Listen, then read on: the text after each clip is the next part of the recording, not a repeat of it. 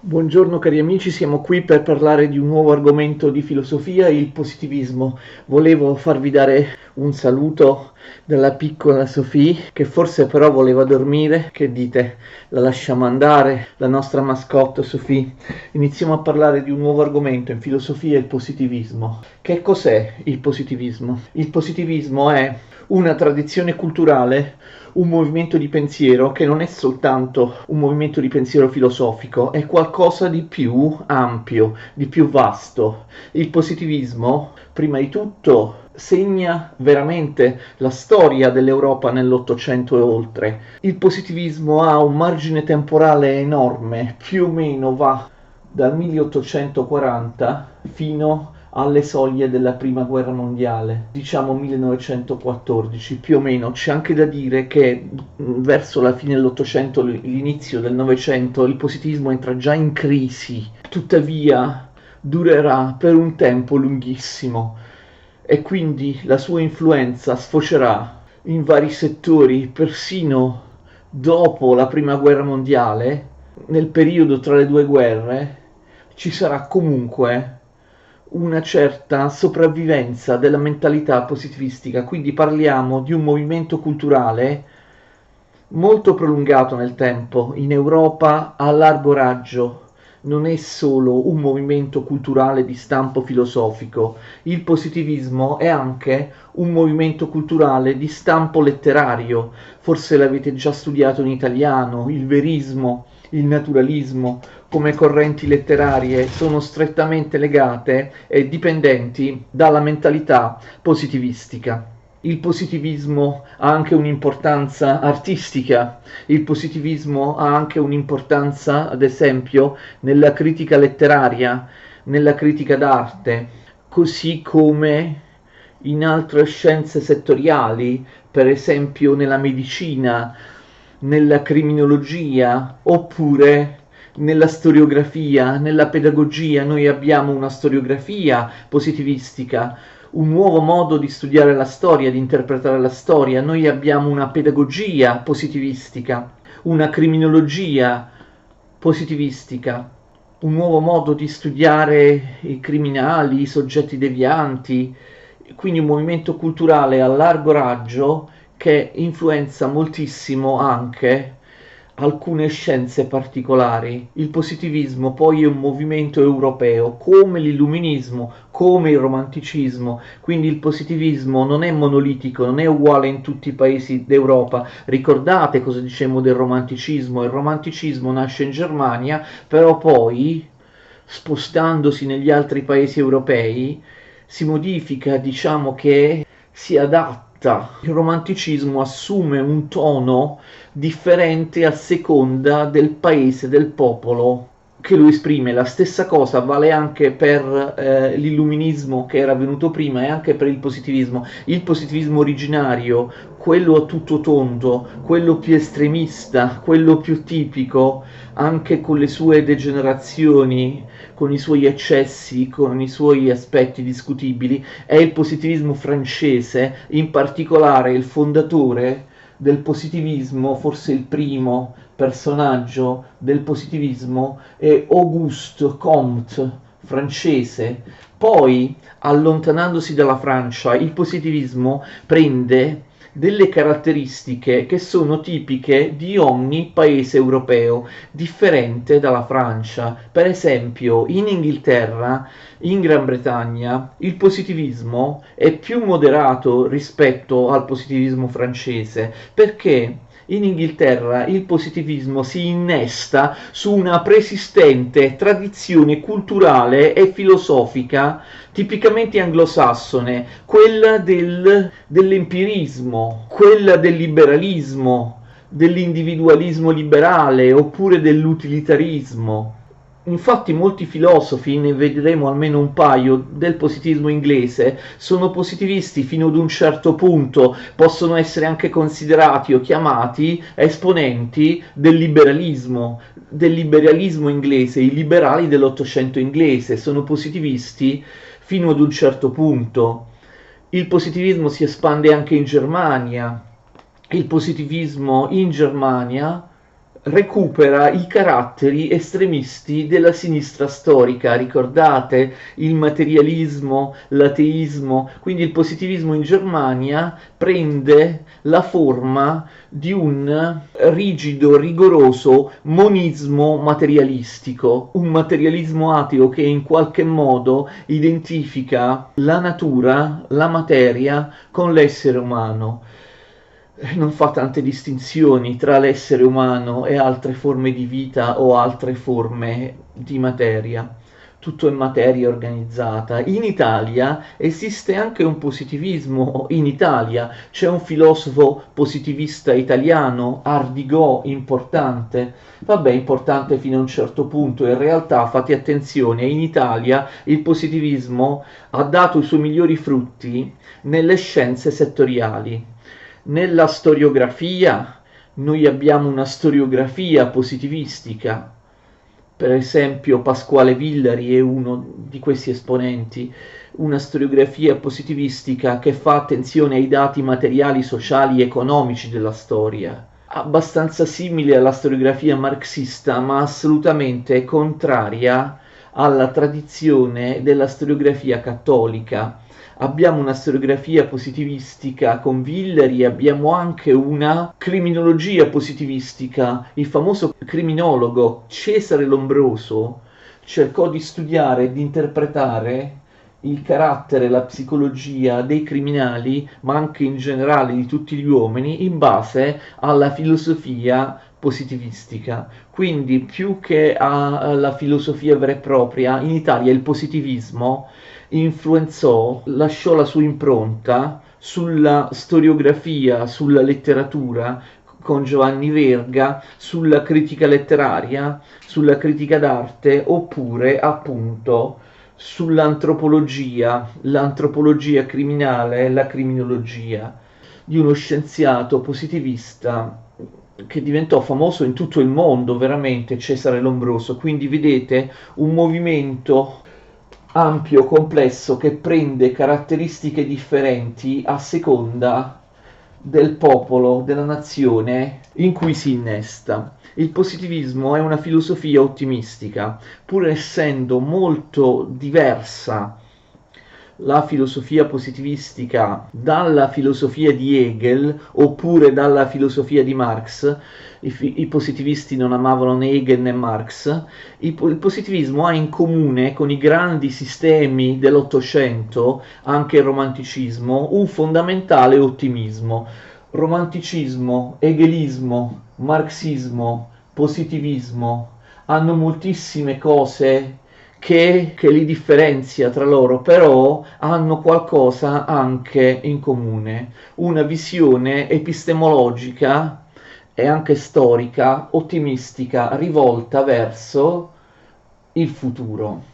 Sono quindi tutti tipici sistemi ottocenteschi che interpretano la storia in maniera ottimistica, sistemi che poi saranno criticati dal punto di vista dell'individuo, dell'individualismo, da autori pessimisti come Schopenhauer, Kierkegaard o come Nietzsche. Nietzsche sarà un grande avversario del positivismo e sarà uno di quelli, insieme a Freud o ad altri, che determinerà la crisi del positivismo già alla fine dell'Ottocento oppure all'inizio, nei primi anni proprio del Novecento. Attenzione, questo ottimismo deriva anche dai progressi della scienza. Come vedremo, il positivismo è una filosofia che ama moltissimo la scienza, forse un po' troppo, forse in maniera un po' ingenua. La caratteristica del positivismo è pensare che la scienza possa essere applicata a tutti gli ambiti, a tutti i problemi, che possa essere il fattore che risolve, che risolverà in futuro tutti i problemi, che al di là di quello che viene studiato dalla scienza non vi sia niente di esistente. E quindi la centralità della scienza, anche una sorta di venerazione per la scienza eccessiva, ne parleremo poi in seguito. Questo ottimismo scientifico, tecnologico, era giustificato dagli immensi progressi che in vari settori della scienza e della tecnologia furono fatti nel corso dell'Ottocento e in particolare nella seconda parte dell'Ottocento. Pensate soltanto alla medicina, ai progressi della medicina, la microbiologia, la microbiologia di personaggi, di ricercatori come Koch oppure Pasteur. Scopriranno la funzione di microorganismi patogeni, quelli che ad esempio causano le grandi epidemie, come per esempio il vaiolo, e misero in condizione la scienza di ritrovare i primi vaccini per fermare epidemie e malattie che nel corso dei secoli avevano ucciso tantissimi esseri umani in maniera indisturbata perché non vi erano cure. Arrivano Koch, Pasteur, scoprono i microorganismi che causano determinate malattie e quindi si trovano delle cure, si trovano dei vaccini, la gente non muore più di vaiolo o di altre epidemie. La medicina, la microbiologia migliora anche l'igiene. Pensate anche alla fisica, personaggi come Faraday oppure Maxwell oppure Hertz, personaggi che forse voi avete incontrato nei vostri studi liceali di fisica. Faraday, Maxwell, Hertz oppure Joule. La fisica inizia a scoprire e a interessarsi di settori che prima erano del tutto preclusi o marginali, come l'elettricità, oppure di settori che prima neppure esistevano o erano pensabili, come appunto l'elettromagnetismo di Maxwell. E pensate anche alle onde radio, alla diffusione dell'elettricità che prima assolutamente non esisteva e che è possibile grazie a queste scoperte scientifiche. Quindi i progressi della biologia, molti positivisti sono influenzati dalle teorie dell'evoluzionismo biologico, quella di Lamarck prima e poi ovviamente la teoria di Darwin. Non ho bisogno di aggiungere altro per sottolineare la profonda rivoluzione che Darwin con la sua teoria dell'evoluzione biologica portò non solo nel campo più propriamente scientifico sperimentale, ma anche nel campo filosofico, psicologico. E quindi vedete progressi da parte di tutte le scienze, persino da parte di quelle discipline che sembravano cristallizzate, che sembravano darci dei fondamenti. Si parla a questo proposito in epistemologia, in storia della scienza, di crisi dei fondamenti alla fine dell'Ottocento. La matematica, l'algebra vengono completamente rivoluzionate da personaggi come Cantor oppure Dedekind. Si arriva in algebra, in matematica pura, a rimettere in discussione persino il concetto di numero o di serie dei numeri, quindi persino l'algebra che sembrava una cosa sicura, un fondamento, viene scossa, viene smossa. La stessa cosa vale per le geometrie. La geometria, quella che esisteva da più di 2000 anni, fondamentalmente la geometria euclidea esisteva sin dagli antichi greci, invece arrivano personaggi come Riemann oppure Lobachowski, inventano le geometrie non euclidee, le geometrie in cui le rette parallele si incontrano. Secondo Euclide non si incontrano due rette parallele, invece loro dimostrano che nel mondo fisico realmente esistente, nello spazio curvo, ipotizzando che lo spazio non sia costituito da un piano, ma da uno spazio curvo, due rette parallele si incontrano e si incontrano infinite volte. Nascono nuove geometrie, di cui la più importante è quella iperbolica, che si affiancano alla tradizionale geometria euclidea e che poi saranno alla base, all'inizio del Novecento, della teoria della relatività di Einstein. D'accordo, quindi persino l'aritmetica e la geometria cambiano. C'è nell'Ottocento, all'inizio del Novecento, un'impetuosa evoluzione, un progresso, uno sconvolgimento in tante materie scientifiche. La scienza poi, la tecnologia, queste scoperte non sono fini a se stesse, cambiano la vita umana, cambiano la vita anche quotidiana, sembra ci sia un miglioramento, si entra nel periodo della Belle Époque, periodo ottimistico, anche se i miglioramenti nella vita quotidiana forse sono stati esagerati perché riguardarono soltanto i ceti più ricchi, privilegiati, però ci fu comunque un miglioramento proprio, mi capite, miglioramenti misurabili da parte delle persone comuni, non solo da parte degli scienziati, scienza e tecnologia che migliorano la vita umana, la Belle Époque, la seconda metà dell'Ottocento, ma anche fino alla Prima Guerra Mondiale. La Belle Époque è l'epoca del tempo libero, che diventa sempre maggiore, dell'industrializzazione che cambia proprio la vita umana, dell'urbanizzazione, si rompe l'equilibrio tra città e campagna, le città grandi diventano immensamente grandi, a Parigi, a Londra nascono i primi grandi magazzini, nasce lo sport moderno, nasce lo shopping, ci sono nuovi luoghi di aggregazione e di socializzazione come lo stadio, alternativo alla piazza e alla chiesa, il tempo libero, le vacanze al mare, in montagna, prima non si usavano, moltissima gente va in vacanza, borghesi ricchi, il consumo di massa, si producono molte più merci, si producono in serie grazie alla macchinizzazione, all'industrializzazione, moltissime persone acquistano queste merci, si arriva anche alla bicicletta, all'automobile e tutto sembra predire una nuova età dell'oro. La scienza viene vista dai positivisti non solo come qualcosa che ha migliorato le conoscenze e la vita, anche la vita quotidiana delle persone nell'Ottocento, ma che potenzialmente in proiezione futura potrebbe risolvere tutti i problemi dell'umanità. Questo è eccessivo, questo viene chiamato scientismo, affidarsi alla scienza come se fosse una provvidenza, un dio. Quindi l'ottimismo del positivismo, dei positivisti, è in qualche modo giustificato dal fatto che ci sono poche guerre nella seconda metà dell'Ottocento, dopo lo sconvolgimento del 1848 in tutta Europa, in fondo nell'Europa occidentale non ci sarà più alcuna guerra fino al 1914, con l'eccezione, vi ricordate, nel 1870 della guerra franco-prussiana, che però fu molto breve.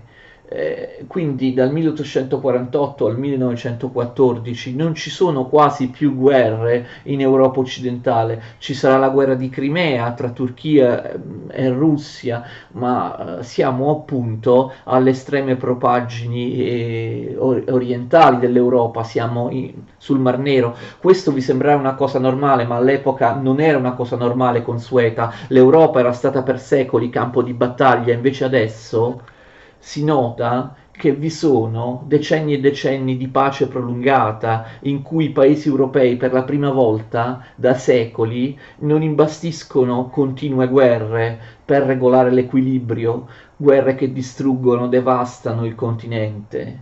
Questo periodo di pace prolungata viene considerato una conseguenza dell'industrializzazione, del capitalismo. I positivisti sono favorevoli, i positivisti sono tendenzialmente favorevoli al capitalismo, all'industria, al libero mercato, al liberismo economico. Comte, il principale dei positivisti che ho già citato, che poi vedremo a partire dalla prossima lezione, espresse un concetto molto famoso: non c'è più bisogno di guerra nell'epoca industriale perché i paesi competono tra di loro attraverso l'industria, attraverso l'economia. Chi è più bravo tra Germania, Francia, Gran Bretagna, chi conquista i mercati, chi conquista il mondo, è chi è più bravo a vendere le proprie merci, è chi incrementa la propria economia. Quindi l'idea di Comte, ingenua, ottimistica, ovviamente verrà smentita dalle due guerre mondiali, dai disastri del Novecento, è che la guerra stesse sparendo dall'orizzonte della storia,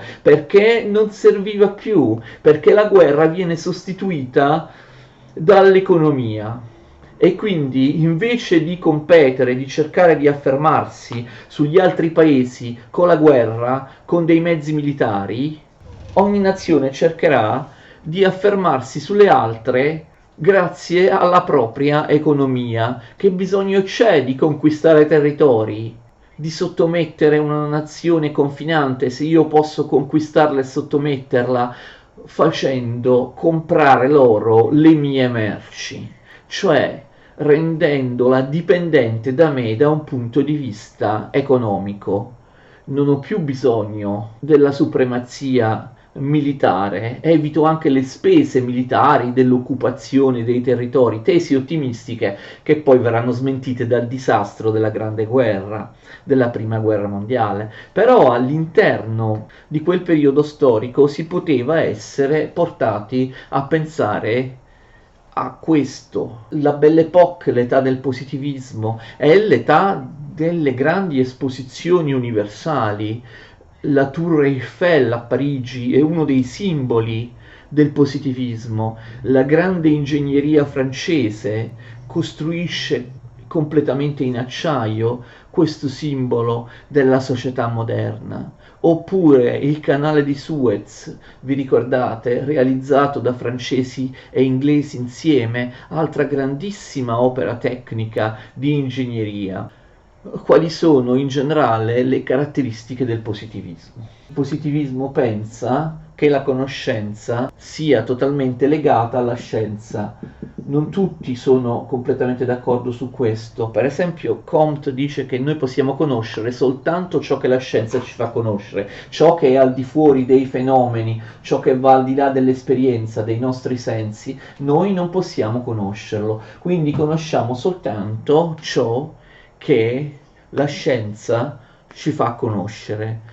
Ciò che la scienza non ci fa conoscere non è detto che non esista. Alcuni sono atei, altri positivisti si dichiarano agnostici. La parola agnosticismo nasce proprio all'interno del positivismo. Non è detto che ciò che la scienza non ci faccia conoscere non esista. Può darsi che esista, ma è qualcosa, qualcuno la chiamerà di inconoscibile. Noi conosciamo solo ciò che la scienza ci fa conoscere. La scienza però, attenzione, presupposto numero 2, generico del positivismo, non è ovviamente la scienza di Hegel o la scienza economicistica di Marx o la scienza di non si sa che cosa. La scienza è la scienza sperimentale, la scienza galileiana, la scienza newtoniana, la scienza dell'osservazione, del ragionamento induttivo sui casi osservati in modo da tirar fuori una teoria generale, una teoria scientifica, gli esperimenti, i confronti tra i casi simili, tra i fenomeni simili. Quindi per scienza si intende la scienza galileiana, newtoniana, quella che voi a scuola quando studiate intendete come scienza quando parlate di materie scientifiche, scienze della natura. Non c'entra niente con la scienza hegeliana. Ricordate che Hegel, la dialettica era la vera scienza. I positivisti non credono certo in una cosa come la dialettica hegeliana. Marx diceva che la storia, intesa come sviluppo dialettico, come sviluppo dei complessi rapporti materiali che dialetticamente fanno andare avanti la storia, quella lì è la scienza. L'unica scienza per Marx è la storia della storia economica. I positivisti non pensano questo, pensano proprio alla scienza come vi hanno insegnato i vostri professori a scuola la scienza sperimentale. Poi questa può essere anche applicata all'economia, ma è un altro discorso. Beh, se fosse solo questo, voi direte, qual è la novità dei positivisti? È banale, credono che le cose vere, le cose certe, siano quelle che fuoriescono dagli esperimenti scientifici e corrispondono alle teorie scientifiche. In fondo già l'illuminismo settecentesco credeva questo, no? Qual è allora la differenza tra positivismo dell'Ottocento e gli illuministi del Settecento? Certo, ci sono cose molto affini tra illuminismo e positivismo, però c'è una cosa che li distingue, che l'illuminismo non aveva previsto se non veramente in parte, ed è la caratteristica veramente fondamentale, la più importante del positivismo, soprattutto di Comte e del positivismo francese. La scienza non è soltanto scienza dei fenomeni, attenzione, di quelli che Comte chiamerà fatti naturali. La scienza è anche scienza dei fatti sociali. Il fatto naturale e il fatto sociale equivalgono e devono avere lo stesso metodo. Quindi, attenzione, i positivisti credono talmente alla scienza, credono a tal punto alla scienza, che non vogliono limitare la scienza alle indagini sui corpi che si muovono, che si scontrano, ai pianeti, alle reazioni chimiche, all'elettricità, queste cose qui. Per loro la scienza, fate attenzione, può essere estesa anche ai rapporti umani nella vita, i rapporti nella famiglia, nella comunità, nella politica, nell'economia, cioè si può studiare scientificamente il fatto naturale e il fenomeno che può essere iscritto in leggi generali scientifiche. Allo stesso modo si può studiare il fatto sociale, i rapporti tra le persone,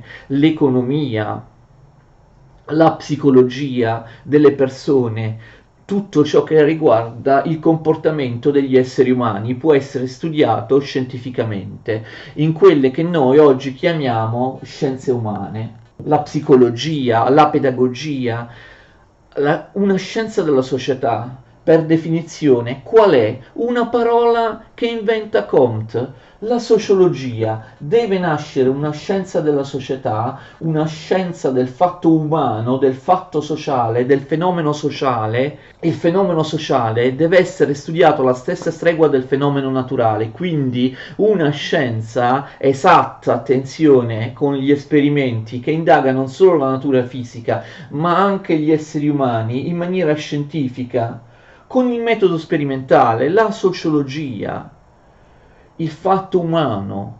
La sociologia non viene vista come più come parte della filosofia, ma come scienza esatta, sperimentale, studiare i rapporti umani, le caratteristiche della società, dell'economia, alla stessa stregua dei fatti, dei fenomeni della natura.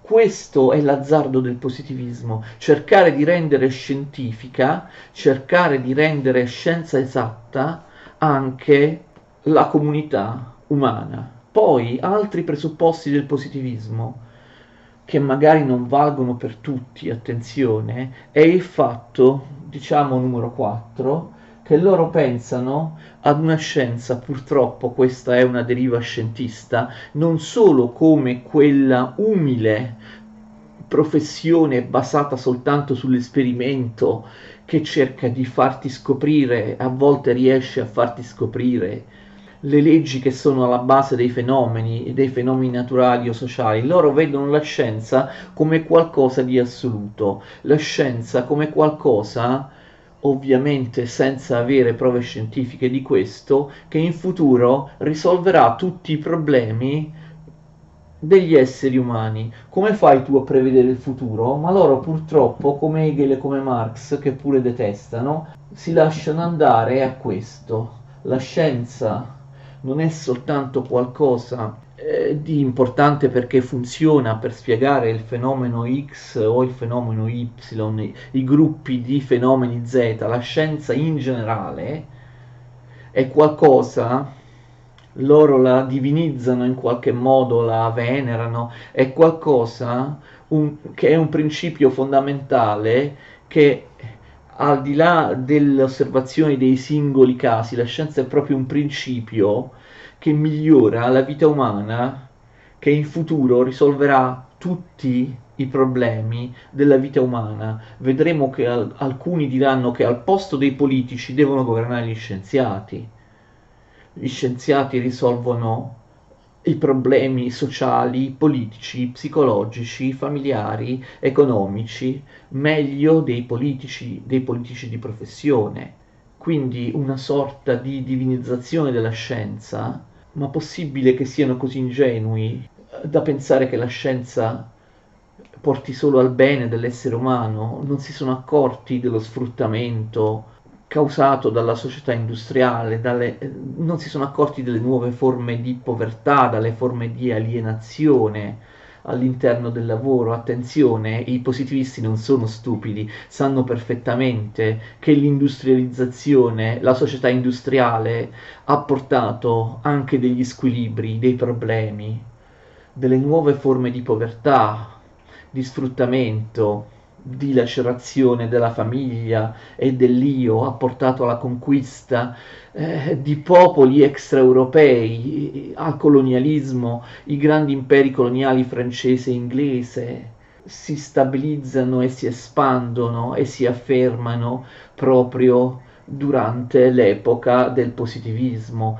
È la schiavitù degli indigeni, lo sfruttamento degli indigeni, dei popoli colonizzati. I positivisti sanno perfettamente tutto questo, però a differenza dei marxisti, che vi ricordate, pensano che questi squilibri del capitalismo, queste ingiustizie, il lavoro rubato, il plus lavoro porteranno a uno scontro di classe e ad una crisi definitiva del capitalismo, e il capitalismo sarà destinato a finire, diceva Marx. Invece, secondo i positivisti, questi squilibri, questi problemi causati dalla società industriale, dal capitalismo, sono temporanei, sono momentanei, sono effimeri, perché la scienza, la tecnologia in futuro riuscirà a risolverli. Quindi loro non negano che ci siano dei problemi all'interno dell'industria, della società industriale capitalistica, ma pensano che il progresso in futuro, la scienza, l'organizzazione futura dell'economia risolveranno tutti questi problemi senza che il sistema capitalistico crolli. Anzi, il sistema capitalistico si aggiusterà, si autoriformerà a creare dei problemi, ma lo stesso sistema industriale, la tecnologia, la scienza in futuro li risolverà. Vedete, questa non è un'applicazione empirica della scienza a determinati fenomeni, si tratta in qualche modo di trasformare la scienza in qualcosa di assoluto, in un concetto filosofico a cui dare un'importanza anche nel futuro. Queste sono le caratteristiche fondamentali del positivismo. Ne potremmo aggiungere un'altra, che magari è sottintesa, implicita. I positivisti non danno nessuna importanza non tanto alla religione quanto alla metafisica. La metafisica, la teologia, tutte le discipline che pretendono di conoscere al di là dell'esperienza, per i positivisti non esistono, in quanto queste discipline non sono vere e proprie discipline, non esistono come scienze. Quindi i positivisti in qualche modo tornano alla concretezza e all'empirismo, alla fiducia nell'esperimento che era tipico degli illuministi settecenteschi o degli empiristi inglesi e scozzesi.